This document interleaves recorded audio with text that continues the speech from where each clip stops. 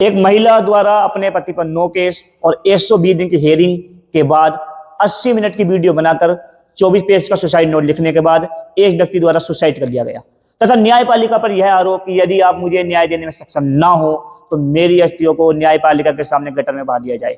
एक ऐसी कहानी अतुल सुभाष की। लगता है समाज ने ऐसा मान लिया है कि मर्द को दर्द नहीं होता। जी, हम आपके सामने बात कर रहे हैं अतुल सुभाष मोदी की, जिन्हें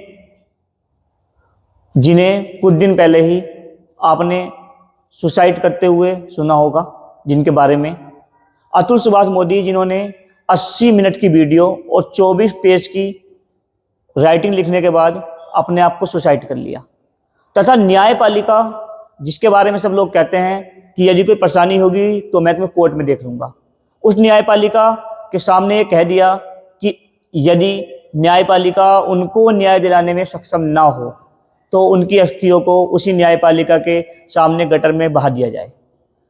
ऐसा क्यों हुआ? समाज में क्या क्या परेशानी आ रही हैं? जहां एक महिला के साथ कुछ होता है तो पूरा देश मोमबत्ती लेके सड़कों पर उतर आता है। हम उसकी आलोचना नहीं कर रहे हैं, वह सही है, परंतु इस व्यक्ति के साथ एक भी व्यक्ति गली मोहल्ला तक में मोमबत्ती लेके नहीं आया। समय समय पर पुरुष आयोग की मांग उठती रही है, परंतु अभी तक ना ही पुरुष आयोग बना है और ना ही उसके बारे में कुछ बात हुई है।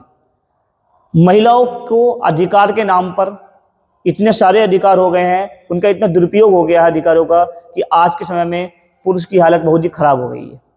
यह युद्ध या ये बात महिला पुरुष के बारे में नहीं है, यह बात समाज की उस स्थिति के बारे में है जिसमें पति और पत्नी दोनों रहते हैं। यह बात है उस रिश्ते के बारे में जो पति और पत्नी के बीच है, क्योंकि अगर आप महिला की बात करोगे तो इन मामलों में केस उस आदमी की बहन, उस आदमी की माँ पर भी होता है, जो भी क्या है महिला है, जो भी क्या है पीड़ित है।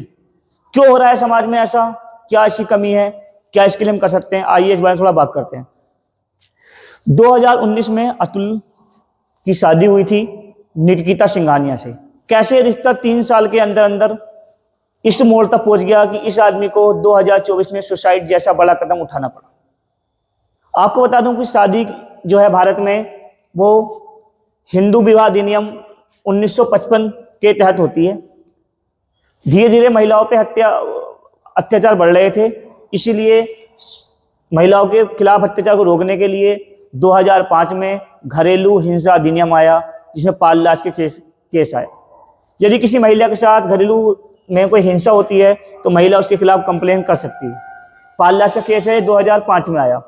परंतु महिला ने धीरे धीरे इस घरेलू हिंसा अधिनियम के अंदर जो मामले हुए, इन्हें अपना अधिकार की जगह इसका दुरुपयोग करना शुरू कर दिया।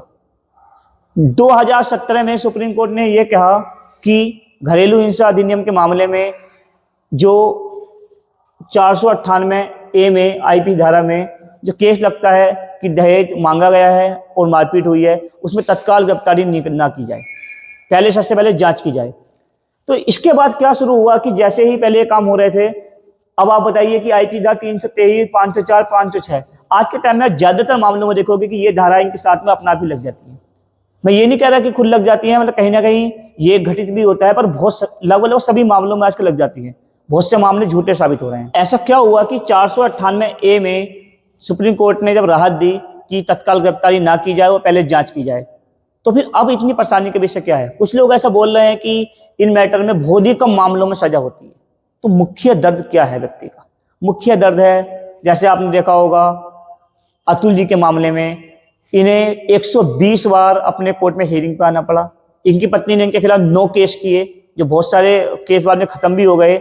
120 में हियरिंग पे आने मतलब आप समझिए, एक व्यक्ति जो प्राइवेट नौकरी कर रहा है, क्योंकि AI इंजीनियर थे, उन्हें महीने में 1 या 2 छुट्टी बड़ी मुश्किल से मिलती हैं। वो अपनी जिंदगी में मानसिक तनाव से गुजरते हैं नौकरी के दौरान। भाई यदि उन्हें 120 हियरिंग पे अगर आना पड़े तो व्यक्ति को सोचिए कितना बड़ी परेशानी का सबक है।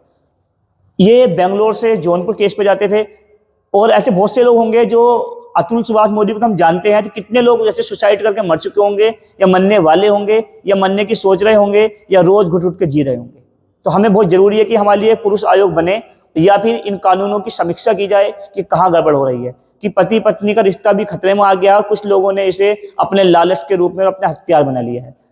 क्या हो रहा है आजकल कि आप देख रहे हैं कि 498A में जल्दी से एक जमानत हो जाती है, तो अब महिलाओं ने अपने पति के देवर या जेठ पर रेप का केस लगाना शुरू कर दिया, मतलब इंजाम लगाना शुरू कर दिया, जो मामले फर्जी हैं उन मामलों में, जिसमें आसानी से जमानत होती नहीं है और एक आदमी वहां पर आराम से फंस के रह जाता है। वैसे आपको बता दूं कि नॉर्मल प्रक्रिया में हिंदू विवाह अधिनियम 1955 के अंदर शादी होती है तो आप तलाक ले सकते हैं, तलाक के लिए अप्लाई कर सकते हैं।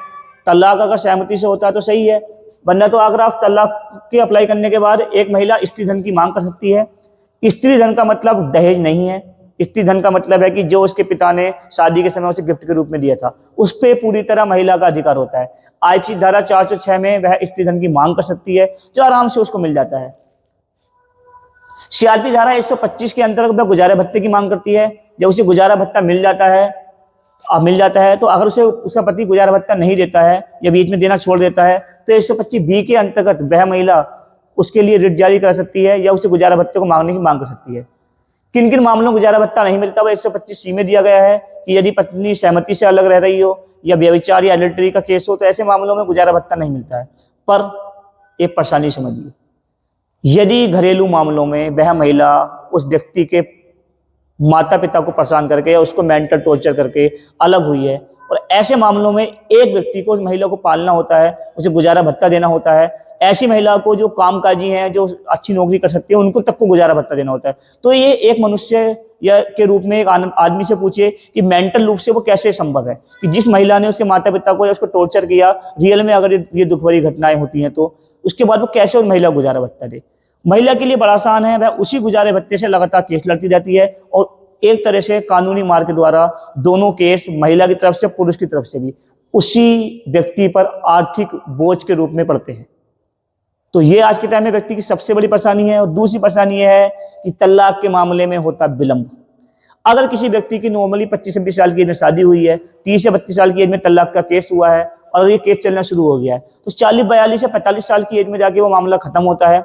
अब ऐसे में कैसे संभव है कि एक महिला या पुरुष दोनों को ही एक उत्तम जीवन साथी मिल सके? तो ये समाज में जो रिश्ते हैं इन्हें खत्म कर देगा।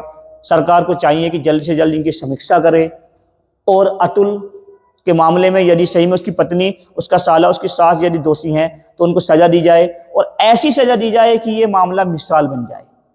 आने वाले समय में जब भी कोई महिला अपने पति पर झूठा आरोप लगाए तो उसकी रूहें कांप उठे। अगली बात यह है कि क्यों 9 केस लगाए जाते हैं?